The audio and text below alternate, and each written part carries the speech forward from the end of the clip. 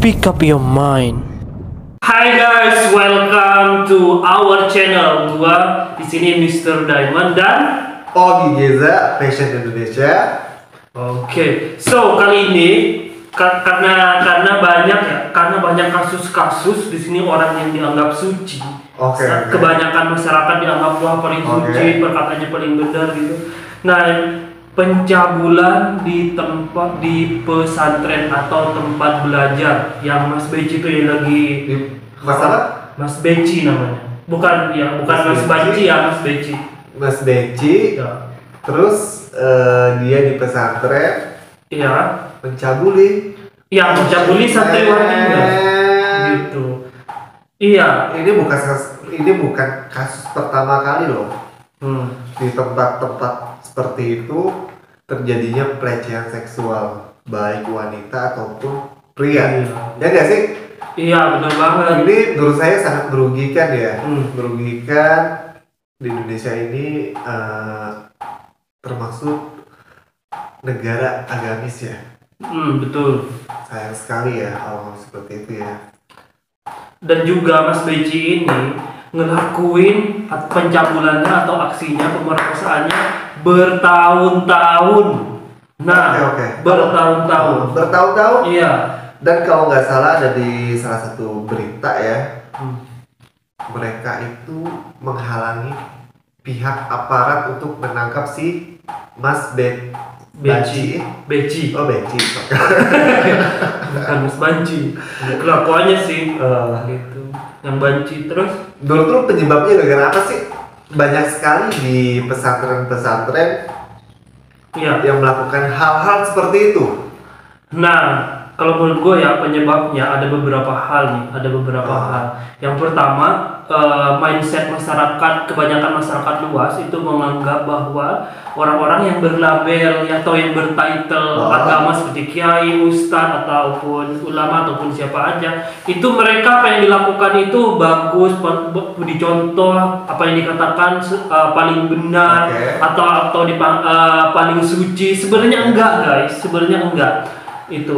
Jadi nggak semuanya harus digituin gitu. Jadi berlebihan nih untuk menghormati yang berlabel agama itu berlebihan gitu.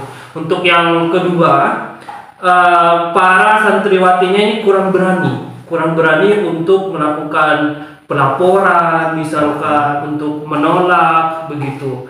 Nah, dan yang ketiga pasti adanya kesempatan ini karena kurangnya mungkin pengawasan di tempat belajar atau di pesantren itu, makanya terjadinya seperti itu. Nah, yang perlu diinikan sih harus dirubah mindset masyarakat bahwa yang berlabel agama berdasarkan ustadz, kiai dan sebagainya itu gak semuanya suci guys. Kalau misalkan banyak orang-orang yang berteriak, "Wow, ada penistaan agama," tapi kelakuannya nista gitu. Kalau lu gimana tuh? Jangan menurut gue ya. Iya. Jadi menurut yang bisa lo sih? bahas seperti itu adalah oknum atau gimana sih? Itu oknum. Salah satu oknum atau kebanyakan? Gak kebanyakan sih. Terlalu kebanyakan. Gak kebanyakan, itu ada beberapa, nggak cuma salah satu aja. Itu. Mungkin yang lakuin itu terlalu banyak nonton bokep kali ya. Terlalu banyak nonton bokep, beneran deh. Gua ada pengalaman. Kenapa gue bisa bilang seperti itu? Gue ada pengalaman sama ustadz yang dianggap suci di salah satu tempat. Dia ngajak nonton bokep bareng ya sama gua waktu itu dan nanya, "Lu punya bokep terbaru nggak? Yang gaya ini, yang gaya ini bagus." Itu ustadz lo. Ya saya juga ada pengalaman ya. Salah satu ustadz. Dia udah almarhum. Sorry banget ya. Bukan menjelek-jelekan ustadz tersebut, tetapi dia udah punya istri dan dia ingin mengajak kakaknya teman saya buat nikah siri. Wah? Iya serius. Nikah siri? Tapi saya nggak bisa sebut ya. Saya nggak bisa sebut nama ustadznya karena sensitif lah soal seperti itu ya di negara kita ini. Oke, biar nggak panas dan sensitif minum dulu kali ya. Ini bukan sekali dua kali loh di tempat pesantren seperti itu terjadinya pelecehan seksual, apalagi di bawah umur, yang sangat merugikan dan sangat meresahkan ya. Akan tetapi menurut saya pihak dari kepolisian juga harus sangat melindungi loh. Jadi korban-korban anak kecil ini sangat takut yang untuk melaporkan ataupun mempubliskan tentang masalah mereka dan akhirnya mereka pendam sendiri gitu ya. Menurut saya sih lebih pihak polisian sih udah sangat baik ya, tetapi kalau lebih baiknya lagi kita perlu undang-undang lagi ya, undang-undang tentang perlindungan anak gitu ya, supaya mereka juga harus bisa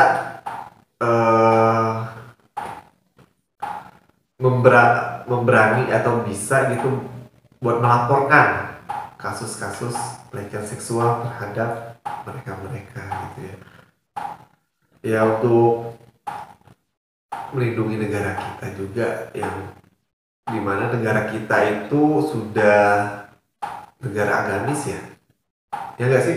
Iya, agamis. Iya, sayang sekali loh dirusak sama oknum-oknum seperti itu, apalagi di pusat-pusat pesantren ataupun pusat-pusat religius gitu kan. Pusat-pusat yang dianggap tempat suci, tempat belajar, orang-orang tua menganggap anaknya pasti menjadi lebih baik, menjadi soleh dan solehah ya.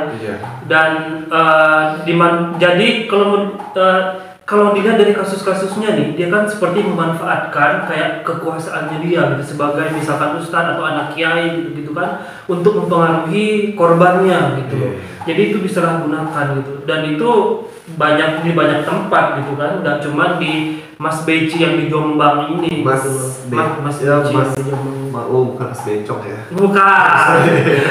Nah, dan itu penyalahgunaan kekuasaan kali ya, bisa disebut penyalahgunaan kekuasaan atau title, apalagi yang seperti dibahas dianggap yang paling suci gitu.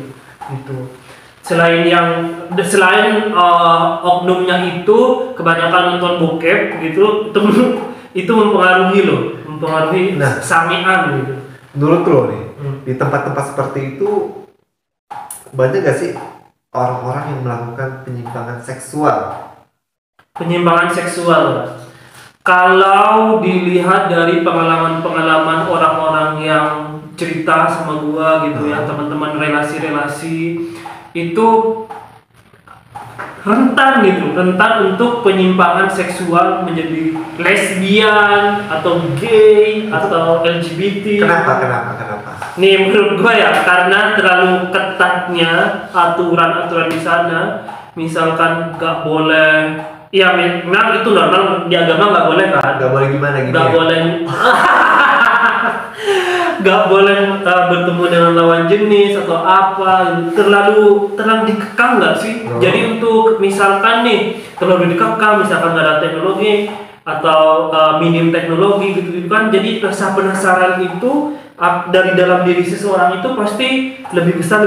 Nah, gimana nih caranya rasa penasaran itu direalisasikan gitu? Jadi apa yang ada di sekitar gitu, tinggal hop gitu kan? Ya sebarang colong gini ya? Iya, iya benar.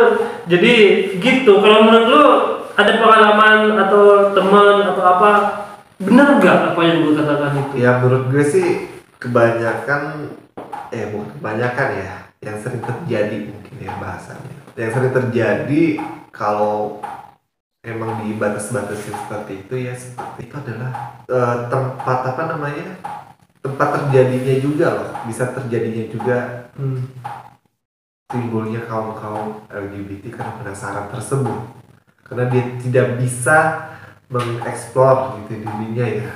Jadi coba awalnya tidur samping-sampingan, coli-colian gitu kan. Coli-colian, terus akhirnya hap-hapan, ya nggak sih, tusukannya nggak?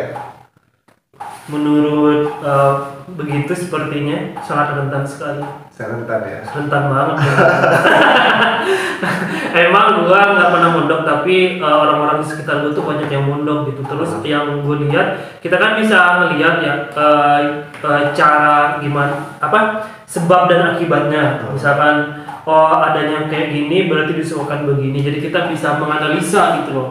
Bisa menganalisa dengan experience dan pengolahan pikiran kita gitu. Jadi tapi ini setahu gua itu mereka misalkan ada kayak gitu udah melakukan gitu, pintar loh menyembunyikan ke masyarakat luas. Oh iya? Iya, dengan memanfaatkan label-label itu, misalkan jadi ustadz, misalkan di masyarakat soalin itu pakai kopiah begini, padahal aslinya begini gitu kan.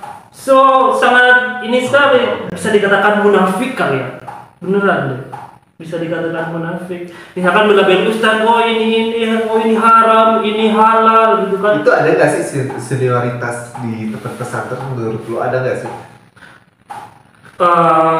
Menurut gua pasti ada lah, pasti ada ya, tapi nggak semuanya pasti ada kalau senioritas. Begitu. Oke. Pasti jadi ada. Yang banyak korban itu adalah juniornya ya. Wah, saya kurang tahu. Tapi kebanyakan biasanya masih yang polos-polos gitu kan, masih yang polos baru masuk, pasti kan mudah dimanfaatkan, apalagi ABG labil gitu kan, bocil-bocil. Dimanfaatkan terus menjadi nyaman. Jadi gini, untuk biar kalau itu kan pasti ada kesempatan pasti terjadi sesuatu atau kekerasan atau kejahatan gitu kan. Nah, untuk yang masuk anak santri dan santriwati yang belajar di pondok pesantren itu, untuk mencegah itu menurut lu gimana? Biar mereka punya strong, biar lebih kuat untuk menolak, untuk melapor jika ada kesalahan atau sesuatu yang nggak benar di dalam itu, harus gimana tuh? Ya, pihak pemerintah sih harus sangat-sangat melindungi orang-orang yang jadi korban. Sangat melindungi sekali supaya mereka berani untuk melaporkan diri apabila terjadi pelecehan seksual. Ya nggak sih? Dan secara ya kalau seperti itu sih ya, kita nggak bisa nyalahin mereka juga karena kondisi mereka juga tidak bisa, ruang mereka tidak gimana sih, tidak bisa mengeksplor ya. Jadi walaupun mereka mempunyai pengetahuan kalau itu dosa ataupun itu haram, tapi ya mungkin imannya kuat tapi imronnya nggak kuat ya. Imronnya kuat kan, ya nggak sih? Betul.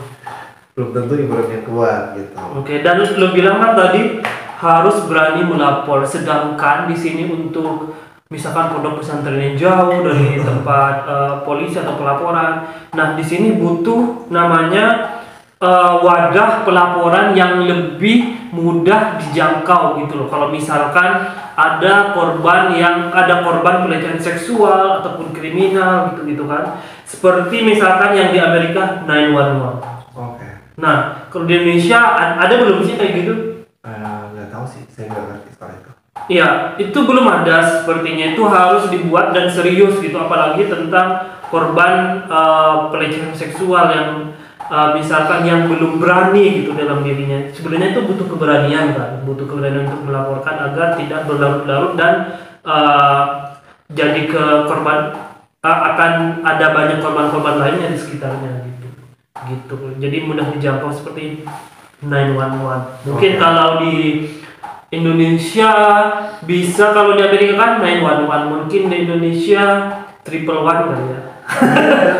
Menurut saya juga itu dipersulit sama dengan saksi ya kita ya, kan itu kan harus saksinya kuat banget, sedangkan pelecehan seksual itu kan terkadang tidak mempunyai saksi gitu kan. Jadi mereka bisa melakukan lolos hukum ya. Ya nggak sih? Ya, bisa aja untuk predatornya ini, predator seksnya atau pelakunya ini, seperti Mas Beci ini misalkan menyanggah, wah ini kan suka gitu kan. Iya, bisa jadi. Nah, dari korban itu kalau menurut gua ya harus ada perlawanan. Harus ada perlawanan meskipun itu susah ya. Meskipun itu harus ada keberanian di dalam dirinya untuk melawan. Nah, kalau ada perlawanan kan pasti si predator atau pelakunya ini akan melakukan pemaksaan atau kekerasan. Nah, kalau misalkan ada pemaksaan atau kekerasan, misalkan ada yang memar, ada yang luka, itu sebagai bukti. Jadi nggak ada alasan kalau misalkan ada luka atau memar atau apapun, itu sebagai alat bukti, bukan secara suka sama suka. Itu sih salah satu. Tapi kalau mereka udah keenakan gimana? Itu kalau secara paksa kayaknya kurang tahu ya, enak apa enggak. Saya udah dipaksa gitu kan, udah berkali-kali dipaksa dan ngerasa nyaman. Nah itu beda cerita lagi. Makanya kalau misalkan dari kalian emang nggak suka perlakuan pelecehan seksual, dari awal nggak mau nih dinajisi sama orang asing atau orang lain, harus melawannya. Apa kayak yang ada di sekitarnya, lempar aja, pokoknya mukul gitu loh, biar nanti ada bukti yang strong gitu. Menurut lo nih ya, hukuman apa sih yang pantas buat Mas Becek ya, Mas apa sih? Beci. Ustad apa? Ustad Beci ya? Si Beci lah. Itu apa sih yang pantas?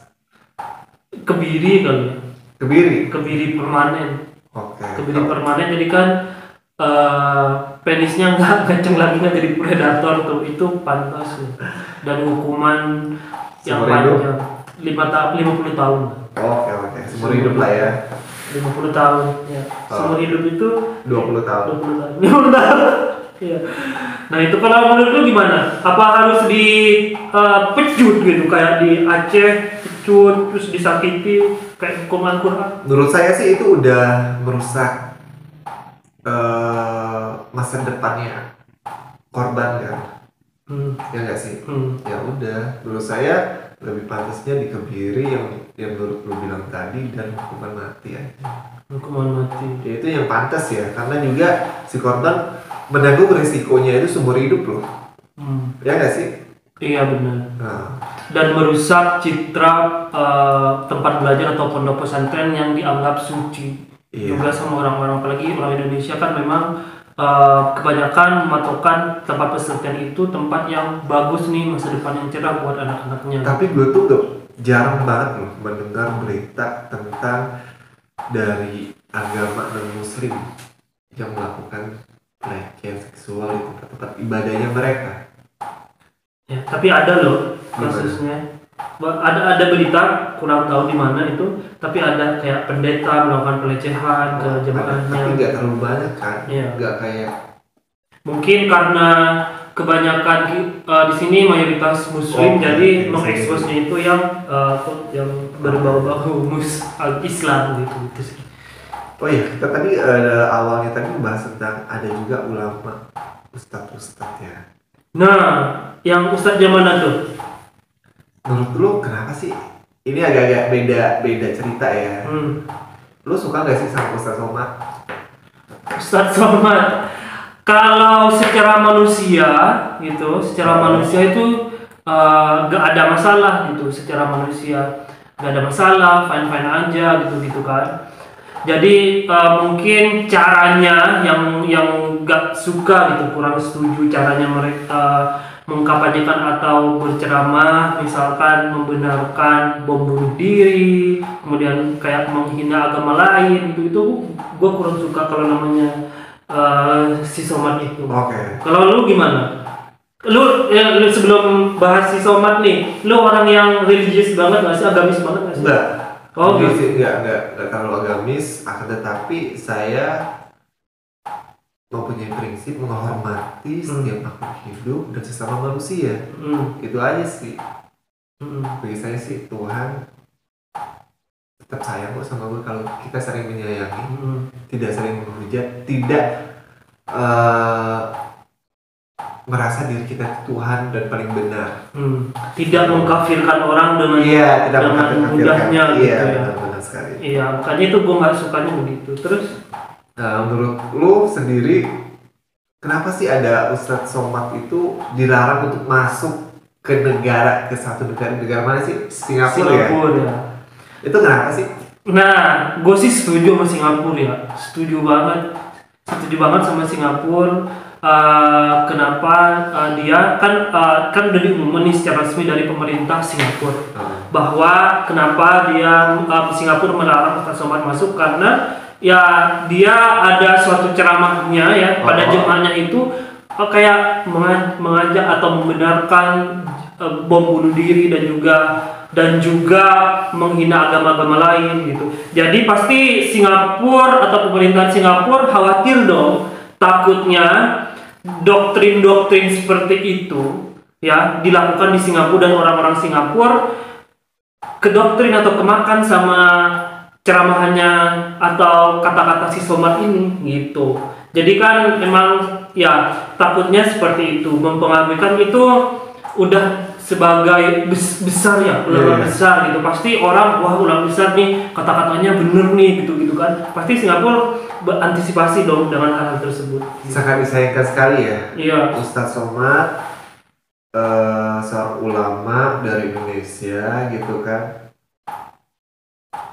dan melakukan seperti hal-hal seperti itu sangat mencoreng, sangat membuat image negara kita menjadi jelek, ya nggak sih? Bener banget. Ya nggak? Iya, orang-orang pasti mikir kan kita punya teman luar negeri. Iya, kita. Oh si Somad sebegini gitu. Bener nggak sih? Bener. Gitu. Kalau menurut lu yang dilakukan Singapura udah tepat? Udah tepat sekali. Oh gitu. Yang saya sayangi sekali itu Ustaz Somadnya sih ya. Menjadi image negara kita jadi jelek loh. Ya nggak? Bener. Emang bener. Jadi tanggapan orang-orang itu, oh itu kan yang terkenal misalkan Ustaz Somad kan lumayan terkenal tuh, lumayan terkenal. Jadi kayak ikon Indonesia yang diketahui orang itu, kayak gitu kelakuan orang Indonesia. Nggak membuat negara kita menjadi jelek juga. Bisa juga membuat image agama itu jadi jelek. Ya nggak sih? Bener. Iya, jadi image misalkan agama Islam kebanyakan di luar Eropa, di Amerika itu kan, Islam teroris itu kayak memperkuat asumsi itu loh. Iya. Asumsi itu loh. Cukuplah ISIS lah ya. Iya benar, cukuplah ISIS, tapi kebanyakan di sini ada juga yang pro ISIS tuh. Gue heran deh, orang-orang yang pro ISIS itu melakukan research atau informasi nggak sih bahwa ISIS itu apa? Itu heran deh gitu. Kok ada yang pro gitu, ada yang mendukung, itu heran. Gimana sih? Mungkin ini kali ya, yaitu ada oknum ustadz yang mengkampanyekan itu. Jadi karena ustadz yang nggak paling suci, orang-orang pada percaya aja gitu. Makanya menghormati boleh gitu. Kalau gua entah itu ustadz, ulama, pejabat, misalkan pemulung, tukang bakso, menghormati atau menyikapinya sama gitu. Kalau ada kan orang-orang yang fanatik banget itu kayak begini, duduk begini, atau dicium kakinya. Oh my god, shit man. Shit. Tapi lo perkembangan zaman sekarang dari beberapa tahun kemarin ya, sekitar 3 tahun itu masyarakat kita itu udah mulai agak kritis loh soal ISIS. Itu kenapa? Ya karena perkembangan zaman dan pengetahuan mereka itu udah mulai naik daripada sebelum-sebelumnya. Ya nggak sih? Bener. Lu setuju nggak sih? Setuju gue kalau itu. Kenapa? Mungkin kan sekarang gampangnya atau mudahnya, lebih mudah untuk mengakses informasi. Gitu. Jadi untuk orang-orang yang di sana yang ingin ide-idenya atau pikirannya yang ingin sampaikan aja, meskipun yang nonton sedikit kan kita nggak tahu ya, nonton misalkan cuma 10 orang itu menceritakan ke orang-orang lain kan jadi nyebar untuk berita atau edukasi yang positif gitu sih. Kalau lu gimana tuh untuk mencegah agar nggak terjadi doktrinisasi tentang bom bunuh diri atau ISIS atau teroris gitu-gitu? Buat yang pertama buat keluarga ya, kita harus saling menjaga satu sama lain. Siapa teman saudara-saudara kita, keluarga kita gitu ya. Kalau misalkan udah mulai curiga, coba kita batasin dulu untuk mereka bergaul bergaul lebih dalam lagi ke orang tersebut. Iya. Dan untuk di pendidikan, di dunia pendidikan itu harus lebih ekstra hati-hati lagi kita dalam mengawasi mahasiswa-mahasiswi kita ataupun pelajar-pelajar yang lain. Dan kita harus memberi edukasi yang lebih lagi gitu ya soal agama gitu ya. Dan setiap pembelajaran agama juga kita harus lebih upgrade lagi gitu ya, supaya kita terhindar dari doktrinisasi ISIS. Iya. Ya, Teroris. Ya, dan juga harus lebih membuka otaknya dibuka. Jangan dibutuhkan oleh satu sumber informasi gitu loh. Cari sumber-sumber informasi yang lain, jangan mensucikan salah satu sumber informasi doang agar pengetahuan kita itu nambah. Mungkin buat informasinya itu bukan hanya satu. Ya, gitu bukan hanya satu sumber. Satu sumber, tetapi kita perlu banyak lagi sumber gitu ya. Ya kalau bisa sih 10 lebih lah sumbernya. Biar kita bisa mencari membanding-bandingkan gitu ya, supaya kita lebih pintar lagi, lebih smart lagi untuk Indonesia lebih maju ya. Iya, Indonesia maju. Oke, jadi memang harus dari mindset itulah yang bisa menyelamatkan Indonesia gitu. Mindset yang baik, jadi dimulai dari mindset yang baik akan menjadi negara yang baik juga. Jadi itu sih. Jadi intinya yang pertama tolonglah buat para tempat pesantren ataupun tempat-tempat hal-hal tersebut itu kita awasi lagi. Dan buat pemerintah juga tolong kita siapkan wadahnya itu lebih kuat lagi. Dan yang ketiga, untuk para tokoh ulama, ya untuk para tokoh agama jangan memanfaatkan dengan yang tidak baik tentang title-nya yang baik itu. Iya, jadi jangan di-abuse gitu. Itu tidak hanya merugikan mereka saja, tetapi negara dan agama. Iya, sih. Agama juga tercoreng gitu loh. Gara-gara misalkan 1, 2, 3 oknum, semua satu agama itu tercoreng dan satu negara itu tercoreng gara kelakuan para oknum itu. Untuk warga negara Indonesia harus lebih kritis lagi lah ya, supaya kita lebih cerdas dalam membaca situasi. Ya nggak sih? Betul. Dan informasi gitu. Jangan mudah terbuai sama satu informasi saja. Iya. Gitu. Terima kasih. Oke, thank you so much untuk hari ini. Oke, jangan lupa di subscribe channel Fashion Indonesia dan Mr. Diamond Entertainment. Well, thank you so much. Jangan lupa subscribe, like, and share. Bye bye. Speak up your mind.